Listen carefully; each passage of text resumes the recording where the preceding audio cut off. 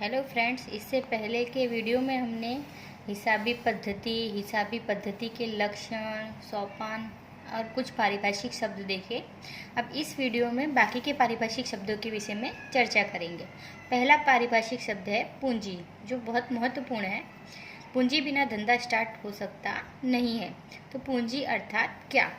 तो मालिक द्वारा धंधे में जो भी नगद माल या संपत्ति लाई जाती है वो कहलाती है पूंजी।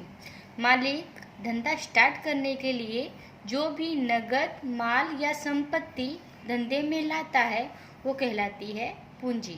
फॉर एग्जाम्पल, रुपया 1 लाख लाकर धंधा शुरू किया। धंधा शुरू किया मीन्स कि कौन लेके आया होगा? मालिक। इसका अर्थ है मालिक धंधे में 1 लाख लाया, तो ये 1 लाख क्या कहलाएगी? पूंजी। इसके अलावा यदि वो 20,000 का फर्नीचर लेके आता, 50,000 का माल स्टॉक लेकर आता, तो वो भी सब क्या कहलाता? पूंजी। इन शॉर्ट में मालिक धंधे में जो भी कुछ लाता है, नगद हो, माल हो या संपत्ति हो, सब क्या कहलाती है? पूंजी। नेक्स्ट है आहरण। जिस प्रकार से धंधे में मालिक जो भी कुछ लाता है वो पूंजी कहलाती है, उसी प्रकार धंधे में से मालिक अपने निजी उपयोग के लिए जो भी कुछ लेकर जाता है, वो नगद हो, माल हो या संपत्ति हो, वो कहलाता है आहरण। जो भी कुछ लाता है वो पूंजी, और जो भी कुछ लेकर जाता है धंधे में से अपने निजी उपयोग के लिए, वो कहलाता है आहरण। उसका एक एग्जाम्पल देखें तो फॉर एग्जाम्पल, दुकान का लाइट बिल वो धंधे का खर्च है, परंतु घर का लाइट बिल वो मालिक का निजी खर्च है। घर का लाइट बिल चुकाने के लिए यदि धंधे में से मालिक 5,000 रुपये निकालता है, तो वो घर का लाइट बिल मीन्स उसका निजी खर्च के लिए वो 5,000 निकाल रहा है, तो वो क्या कहलाएगा? आहरण। इसके अलावा वो पुत्र की फीस भरने के लिए धंधे में से लेके जाता है, तो वो भी आहरण है। सिर्फ पुत्र की फीस अपने आप भरता है तो वो आहरण नहीं है, लेकिन पुत्र की फीस भरने के लिए यदि धंधे में से निकालता है तो वो कहलाता है आहरण। इन शॉर्ट में अपने निजी उपयोग के लिए वो धंधे में से जो भी कुछ लेके जाता है, नगद हो, माल हो या संपत्ति हो, वो कहलाता है आहरण। नेक्स्ट है संपत्ति। संपत्ति अर्थात क्या? संपत्ति अर्थात जिसका मूल्य प्राप्त हो सके ऐसी माल सिवाय की वस्तुएं। जिसका मूल्य प्राप्त हो सके ऐसी माल सिवाय की वस्तुएं। माल सिवाय की वस्तुएं, जिसका मूल्य प्राप्त हो सके मीन्स जिसे बेचने पर उसका कुछ मूल्य प्राप्त हो सके ऐसी वस्तु हैं। फॉर एग्जाम्पल लें तो जमीन, मकान, फर्नीचर, यंत्र, वाहन आदि अपनी क्या है? संपत्ति। इनको यदि हम बेचेंगे तो हमें मूल्य प्राप्त होगा।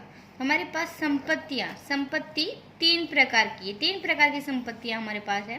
पहली है स्थायी संपत्ति, दूसरी है चालू संपत्ति और तीसरी है अवास्तविक संपत्ति। तो क्या होता है ये तीनों में डिफरेंस क्या है? तो देखते हैं। पहला है स्थायी संपत्ति। स्थायी संपत्ति मीन्स क्या? स्थायी मीन्स उसके नाम में ही छुपा हुआ है। स्थायी मीन्स जो संपत्तियां लंबे समय तक स्थायी रहती हैं, जिसे हम लंबे समय तक जिसका यूज़ करते हैं, जिसे लंबे समय तक हम बेचते नहीं हैं, ऐसी संपत्तियां क्या कहलाती हैं? स्थायी संपत्तियां। स्थायी संपत्तियां भी 2 प्रकार को भी हमने 2 भागों में बांटा है। पहला है दृश्य संपत्ति और दूसरा है अदृश्य संपत्ति। दृश्य मीन्स जनरली देखा जाए और स्पर्श किया जाए ऐसी संपत्तियां, जिससे हम देख सकें और स्पर्श कर सकें, ऐसी संपत्ति क्या कहलाती हैं? दृश्य संपत्ति। फॉर एग्जाम्पल, जमीन, मकान, फर्नीचर, यंत्र, वाहन आदि सब क्या है? जिसे हम देख सकते हैं और स्पर्श कर सकते हैं। ये संपत्तियां कैसी संपत्तियां हैं? दृश्य संपत्तियां। दूसरा है अदृश्य संपत्ति। अदृश्य संपत्ति मीन्स क्या? अदृश्य मीन्स जिसे देखा और स्पर्श न किया जा सके। अदृश्य होना मीन्स जिसे देखा ना जा सके और स्पर्श ना किया जा सके, ऐसी संपत्तियां क्या कहलाती हैं? अदृश्य संपत्तियां। फॉर एग्जाम्पल, ख्याति, pattern, trademark, copyright, licence, formula, franchise आदि। ये सब ऐसी संपत्तियां हैं जिसे हम देख नहीं सकते और स्पर्श नहीं कर सकते हैं, परंतु तो भी उनकी वैल्यू है। फॉर एग्जाम्पल, ख्याति लेते हैं। ख्याति मीन्स नाम की वैल्यू होना। हम जनरली कोई सिंपल शूज़ खरीदने जाएंगे तो 200, 250, 500 में आराम से मिल जाएंगे। लेकिन क्या बाटा के हमको अच्छे शूज़ 200, 250, 500 में मिल जाएंगे?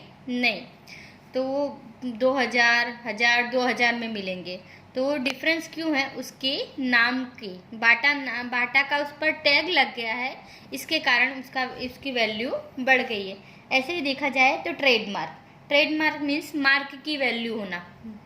मार्क जनरली देखा जाए तो सोना खरीदते हैं तो तुम हॉलमार्क वाला सोना और बिना हॉलमार्क वाला सोना, दोनों में से किसकी वैल्यू ज़्यादा होगी? हॉलमार्क वाले सोने की। क्यों है जो उसकी वैल्यू ज़्यादा? क्योंकि उस पर हॉलमार्क मीन्स मार्क लगा हुआ है, इसके लिए उसकी वैल्यू ज़्यादा है। इसलिए ये वो सब दिखता नहीं है लेकिन तो भी उसकी वैल्यू है। ये सब क्या है? अदृश्य संपत्तियाँ हैं। नेक्स्ट है चालू संपत्तियाँ। चालू संपत्ति मीन्स ऐसी संपत्तियाँ जिसका मूल्य बार बार बदलता रहता हो, जिसका मूल्य व्यवसाय में होने वाले व्यवहारों के परिणाम स्वरूप मूल्य बदलता रहता हो, ऐसी संपत्तियाँ कहलाती हैं चालू संपत्ति। फॉर एग्जाम्पल देखा जाए तो नगद शेष है, बैंक शेष है, माल स्टॉक है, देनदार, लेनी उंडी आदि। नगद शेष, बैंक शेष का एक एग्जाम्पल लेते हैं। फॉर एग्जाम्पल सुबह में मेरे पास नगद शेष या बैंक शेष है 10,000, उसके बाद मैंने 2,000 की नगद खरीदी की, तो मेरी अब शेष कितनी बचेगी? 8,000। अब मैंने यदि माल बेचा होगा तो नगद आएगी। यदि 5,000 का माल वापस आया तो अब मेरी वापस नगद बढ़ गई। इस प्रकार से पहले 10,000 थी, फिर 2,000 घटी और 5,000 बढ़ गई। अब इस प्रकार से मेरी नगद कितनी होगी? 12-13,000। पहले थी 10,000, अब 11-12,000 हो गई। इसी प्रकार से माल स्टॉक, यदि मेरे पास आज सुबह में मेरे पास 10,000 का माल स्टॉक दुकान पर पड़ा है, उसके बाद मैंने 2,000 की खरीदी की है, 2,000 का माल खरीदा है, तो माल स्टॉक बढ़कर कितना हो गया? 12,000। 2,000 बढ़ा तो बढ़कर हो गया 12,000। उसके बाद मैंने 4,000 का माल बेच दिया, तो अब माल स्टॉक घटकर कितना हो गया? 8,000।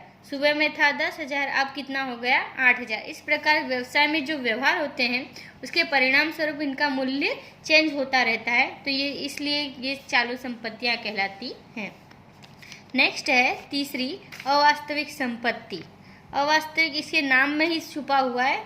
अवास्तविक मीन्स जो वास्तव में संपत्ति नहीं है, जो वास्तव में संपत्ति नहीं है। एक प्रकार के प्रसारित राजस्व खर्च है, एक प्रकार के प्रसारित राजस्व खर्च हैं जो एक वर्ष में किए जाते हैं और आने वाले वर्षों में उन्हें अपलिखित किया जाता है।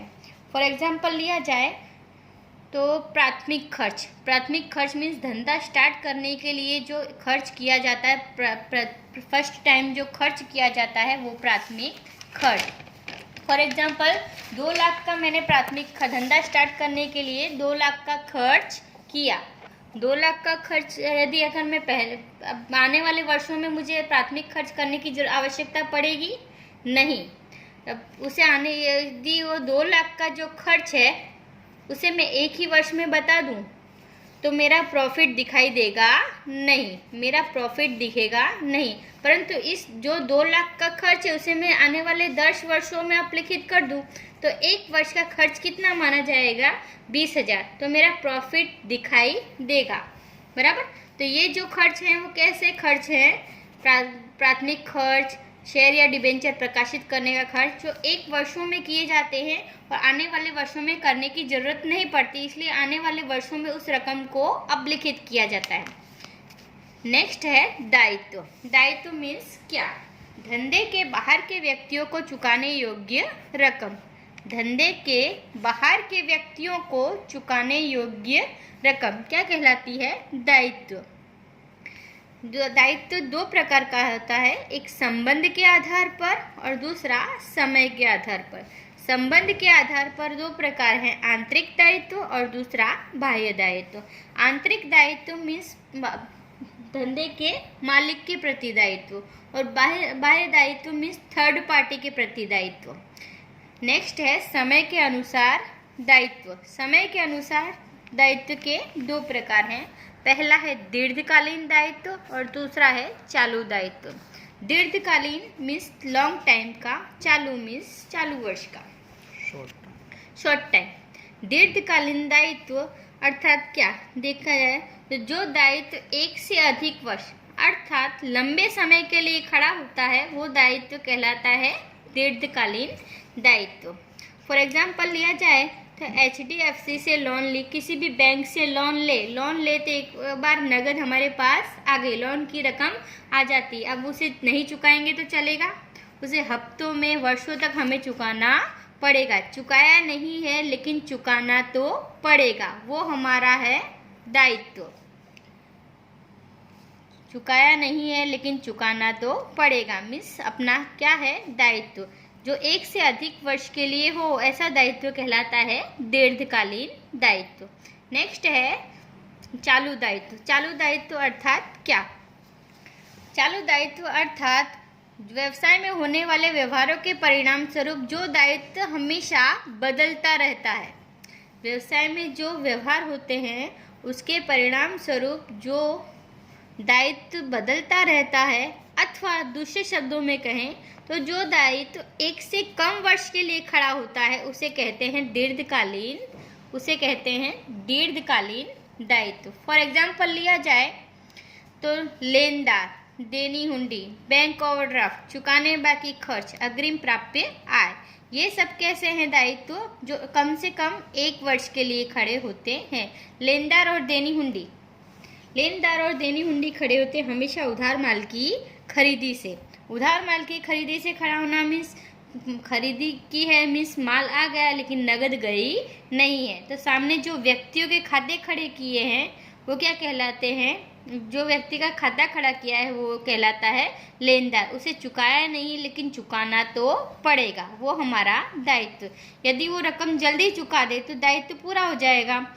यदि लॉन्ग टाइम 2 महीने की जगह 3 महीने में चुकाए तो वो बदलता रहता है। इन शॉर्ट में ये 1 वर्ष के लिए खड़े होने वाला दायित्व है। दायित्व 2 प्रकार का है, संबंध के आधार पर और समय के आधार पर। संबंध के आधार पर 2 प्रकार हैं, आंतरिक दायित्व और बाह्य दायित्व। आंतरिक दायित्व मीन्स धंधे के मालिक के प्रति का दायित्व और बाह्य दायित्व मीन्स धंधे के थर्ड पार्टी, तीसरे पक्ष के प्रति का दायित्व। समय के आधार पर दायित्व के 2 प्रकार हैं। दीर्घकालीन दायित्व मीन्स लॉन्ग टाइम का दायित्व, लॉन्ग टाइम मीन्स 1 से अधिक वर्ष का दायित्व। और दूसरा है चालू दायित्व मीन्स शॉर्टकालीन दायित्व मीन्स कम से कम 1 से कम वर्ष के लिए दायित्व। जो दायित्व 1 से अधिक वर्ष के लिए खड़ा होता है वो दीर्घकालीन दायित्व और जो 1 वर्ष के लिए खड़ा होता है वो चालू दायित्व। नेक्स्ट है खर्च। खर्च अर्थात क्या? खर्च मीन्स व्यवसाय में होने वाले व्यवहारों के परिणाम स्वरूप यदि धंधे में से नगद जाती है, किसी भी प्रकार से धंधे में से नगद जाती है तो उसे कहते हैं खर्च। व्यवसाय में होने वाले व्यवहारों के परिणाम स्वरूप यदि नगद जाती है तो वो कहलाता है खर्च, यदि नगद आती है तो वो कहलाता है आवक। खर्च को 2 भागों में बांटा गया है, पहला है पूंजीगत खर्च और दूसरा है राजस्व खर्च। पूंजीगत खर्च मीन्स क्या और राजस्व खर्च मीन्स क्या? अर्थ देखते हैं उसका। पूंजीगत नाम में ही उसका अर्थ छुपा हुआ है, जो खर्च धंधे में नियमित रूप से करने ना पड़े। जो खर्च धंधे में नियमित रूप से करने ना पड़े परंतु जब भी किए जाए उसका लाभ लंबे समय तक मिले। पूंजीगत मीन्स जो खर्च नियमित रूप से करने नहीं पड़ते लेकिन जब भी किया जाता है उसका लाभ हमें लंबे समय तक मिलता है, ऐसे खर्च कहलाते हैं पूंजीगत खर्च। फॉर एग्जाम्पल जमीन मकान मीन्स संपत्ति की खरीदी। संपत्ति खरीदते हैं मीन्स संपत्ति आ रही है, सामने नगद जा रही। नगद का जाना मीन्स खर्च का होना। तो संपत्ति हम बार बार खरीदते नहीं है। जब भी खरीदते हैं उसका लाभ हम लॉन्ग टाइम तक ले सकते हैं। इन शॉर्ट में पूंजीगत खर्च मीन्स क्या? जो खर्च नियमित रूप से करने ना पड़े लेकिन जब भी किए जाए उसका लाभ हमें लंबे समय तक मिले। फॉर एग्जाम्पल संपत्ति की खरीदी। नेक्स्ट है राजस्व खर्च। राजस्व खर्च मीन्स क्या? जिस प्रकार से पूंजीगत खर्च नियमित रूप से करने नहीं पड़ते उसी प्रकार से राजस्व खर्च है जो धंधे को चलाने के लिए नियमित रूप से करने पड़ते हैं। धंधे की प्रवृत्तियों को चलाने के लिए जो खर्च नियमित रूप से करने पड़ते हैं, ऐसे खर्च कहलाते हैं राजस्व खर्च। फॉर एग्जाम्पल लिया जाए तो वेतन, हमने किसी को कर्मचारी को धंधे पर रखा है तो हर महीने उसे वेतन चुकाना पड़ेगा। टेलीफोन बिल हर महीने भरना पड़ेगा, लाइट बिल हर महीने भरना पड़ेगा। दुकान यदि हमने भाड़े पर रख रही है तो हर महीने उसका भाड़ा चुकाना पड़ेगा। बीमा ले रखा है तो प्रीमियम हर महीने भरना पड़ेगा। इन शॉर्ट में जो नियमित रूप से जो खर्च किए जाते हैं वो राजस्व खर्च कहलाते हैं। जो नियमित रूप से नहीं किए जाते वो पूंजीगत खर्च कहलाते हैं। नेक्स्ट है आवक। आवक अर्थात क्या? जिस प्रकार से खर्च अर्थात किसी भी प्रकार से नगद का जाना, उसी प्रकार से आवक मीन्स व्यवसाय में होने वाले व्यवहारों के परिणाम स्वरूप धंधे में नगद आती है तो उसे कहते हैं आवक अथवा आय अथवा उपज। तीनों एक ही शब्द है, आवक, आय अथवा उपज। यदि धंधे में कोई भी व्यवहार हो उसके परिणाम स्वरूप धंधे में नगद आती है तो उसे कहते हैं आय अथवा आवक। यदि नगद जाती है तो उसे कहते हैं खर्च। जिस प्रकार से खर्च को हमने दो भागों में बांटा था उसी प्रकार से आवक को भी हम दो भागों में बांटते हैं। पहला है पूंजीगत आय और दूसरा है राजस्व आय। जिस प्रकार से पूंजीगत खर्च था जो नियमित रूप से करने ना पड़े, उसी प्रकार से पूंजीगत आय है जो नियमित रूप से प्राप्त नहीं होती है, परंतु जब भी प्राप्त हो उसका लाभ हमें लंबे समय तक मिलता है। ऐसी आय कहलाती है पूंजीगत आय। फॉर एग्जाम्पल दान, वसीयत, लोन, संपत्ति की बिक्री आदि। दान, यदि हमारी कंपनी को किसी ने दान दिया है तो रोज रोज कोई दान देता नहीं है, लेकिन जब भी दे तो उसका लाभ हम लॉन्ग टाइम तक ले सकते हैं। उसी प्रकार वसीयत, रोज रोज कोई वसीयत अपने कंपनी के नाम करेगा नहीं, लेकिन जब भी करेगा उसका हम लाभ लॉन्ग टाइम तक ले सकते हैं। नेक्स्ट है लोन। लोन हम रोज रोज लेते हैं, धंधे में रोज रोज लोन ली जाती नहीं है, लेकिन एक बार ली जाएगी तो उसका लाभ हम लॉन्ग टाइम तक ले सकते हैं। इसी प्रकार से संपत्ति की बिक्री, रोज रोज संपत्ति बेची जाती नहीं है। नेक्स्ट है राजस्व आय। राजस्व आय मीन्स जिस प्रकार से राजस्व खर्च उसी प्रकार से राजस्व आय। धंधे की प्रवृत्तियों में से जो आय नियमित रूप से प्राप्त होती है वो कहलाती है राजस्व आय। जो नियमित रूप से प्राप्त नहीं होती है वो पूंजीगत आय। जो नियमित रूप से प्राप्त होती है वो राजस्व आय कहलाती है। फॉर एग्जाम्पल प्राप्त दलाली, प्राप्त कमीशन, प्राप्त भट्टा, प्राप्त आड़त आदि। इन शॉर्ट में आवक पूंजीगत आय मीन्स जो नियमित रूप से प्राप्त न हो और राजस्व आय मीन्स जो नियमित रूप से प्राप्त होती है। नेक्स्ट चलें तो बट्टा। बट्टा मीन्स क्या? तो बट्टा अर्थात खरीदी और बिक्री की कुल रकम में से अमुक शर्तों के अधीन कुछ रकम घटाई जाती है, वह घटी हुई रकम बट्टा कहलाती। बट्टा का दूसरा शब्द है डिस्काउंट। हमने जनरली देखा होगा कहीं पर सेल लगता है कि 10% डिस्काउंट, 20% डिस्काउंट, तो जो डिस्काउंट है वही बट्टा कहलाता है। मीन्स खरीदी और बिक्री की कुल रकम में से अमुक शर्तों के अधीन जो कुछ रकम घटाई जाती है वो घटी हुई रकम कहलाती है बट्टा। एग्जाम्पल देखा जाए उसका तो 10,000 का माल यदि हमें 9,000 में बेचा जाए तो इसके बीच का जो डिफरेंस है, घटी हुई रकम कितनी होगी? 1,000, वो बट्टा कहलाती है। बट्टे को दो भागों में बांटा गया है। पहला है व्यापारी बट्टा और दूसरा है रोकड़ बट्टा। व्यापारी बट्टा जो उधार और नगद सभी प्रकार के व्यवहारों पर व्यापारी द्वारा दिया जाता है। नगद बट्टा मीन्स रोकड़ बट्टा मात्र और मात्र रोकड़ व्यवहारों पर दिया जाता है। व्यापारी बट्टे देखें तो व्यापारी द्वारा विक्रय के समय कुल रकम में से अमुक रकम घटा दी जाती है तो वो घटी हुई रकम कहलाती है व्यापारी बट्टा, जो व्यापारी द्वारा दिया जाता है। फॉर एग्जाम्पल देखा जाए तो 10,000 का माल व्यापारी 8,000 में बेचे तो जो डिफरेंस की रकम है 2,000, वो क्या कहलाएगी? व्यापारी बट्टा। इसका मुख्य उद्देश्य ग्राहकों को आकर्षित करना। यदि दो दुकान आजू बाजू है, एक व्यक्ति 10% बट्टा दे रहा है और दूसरा 20% देगा, तो नेचुरली जो ज़्यादा बट्टा दे रहा है, डिस्काउंट दे रहा है, हम उसी के पास जाते हैं। तो व्यापारी बट्टा देने का मुख्य उद्देश्य क्या है? ग्राहकों को आकर्षित करना। नेक्स्ट है रोकड़ बट्टा। रोकड़ बट्टा मीन्स क्या? जनरली हम उधार माल बेचते हैं, तो उधार माल बेचने की सिचुएशन ऐसी होती है कि माल चला गया लेकिन नगद आई नहीं है, तो वो नगद जल्दी से जल्दी हमारे पास आ जाए, इस इंटेंशन से हम ग्राहक को बट्टा देते हैं कि यदि तू दो महीने की जगह यदि 15 दिन में यदि रकम चुका देता है, तो फॉर एग्जांपल तुमने 10,000 का माल बेचा है, 2 मार्च की साख पर बेचा हुआ है हमने, 2 मार्च की साख मीन्स 2 महीने बाद उसके पैसे मिलेंगे। अगर हमें उससे जल्दी पैसे निकलवाने हैं तो हम यदि उससे ऐसा कहते हैं कि तू 15 के दिन के अंदर चुका देता है, तो 10,000 की जगह तुझे 8,000 ही चुकाने पड़ेंगे, तो जो 2,000 का डिफरेंस है वो कहलाता है रोकड़ बट्टा, जो जनरली बेचे हुए माल की रकम जल्दी वापस आने के लिए उद्देश्य से ग्राहकों को दिया जाता है।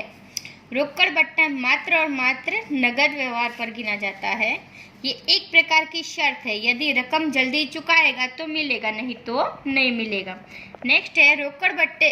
रोकड़ बट्टे का बही में अलग से लिखा होता है, जबकि व्यापारी बट्टे को मात्र और मात्र रकम में से माइनस करके दिखाया जाता है। रोकड़ बट्टे को अलग से स्पेसिफाई उसका लेखा किया जाता है, जो हम आगे के चैप्टर में देखेंगे रोजनामचा में। और रोकड़ बट्टा 2 प्रकार का है। रोकड़ बट्टा 2 प्रकार का होता है, एक दिया बट्टा और दूसरा प्राप्त बट्टा। जनरली बट्टा बेचने वाला व्यक्ति ही देता है, जो माल बेच रहा है वही बट्टा देगा, खरीदने वाला बट्टा देता नहीं है।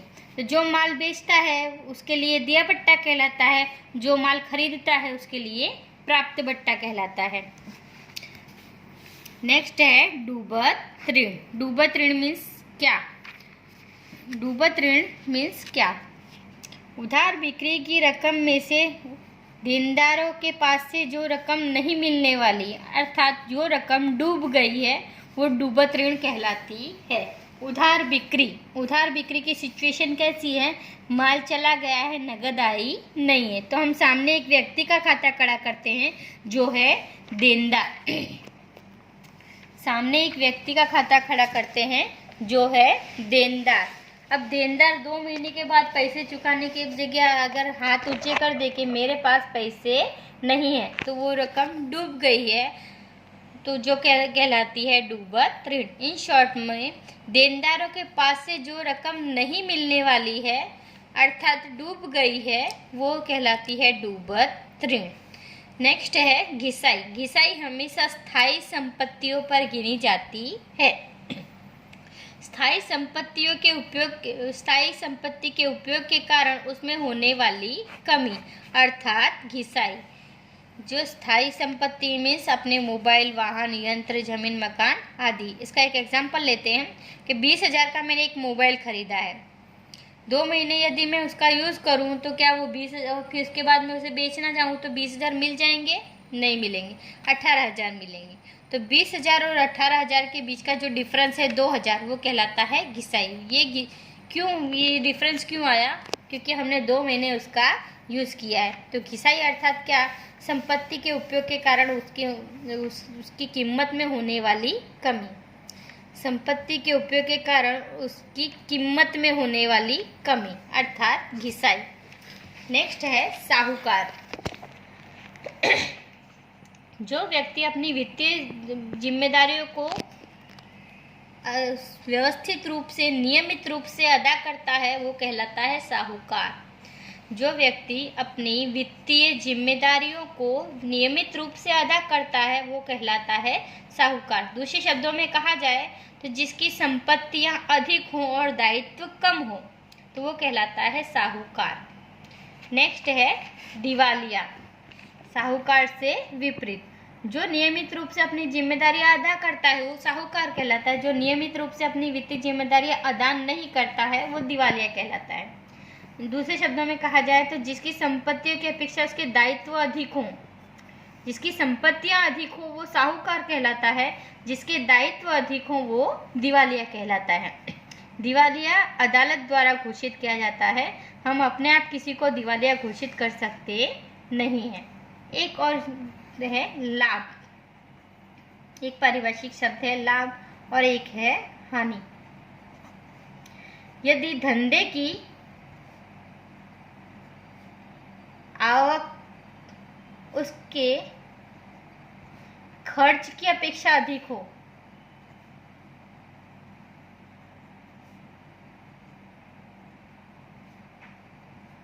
तो लाभ होता है।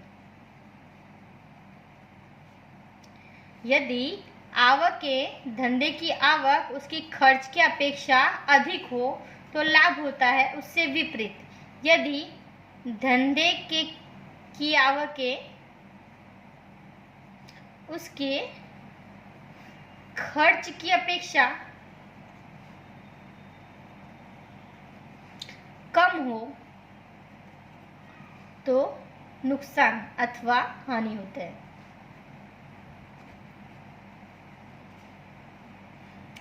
यदि आवक उसके खर्च की अपेक्षा कम हो, आवकें कम हो तो हानि होती है, आवकें अधिक हो तो लाभ होता है। बस ये चैप्टर यहाँ पूरा करते हैं। अस्तु।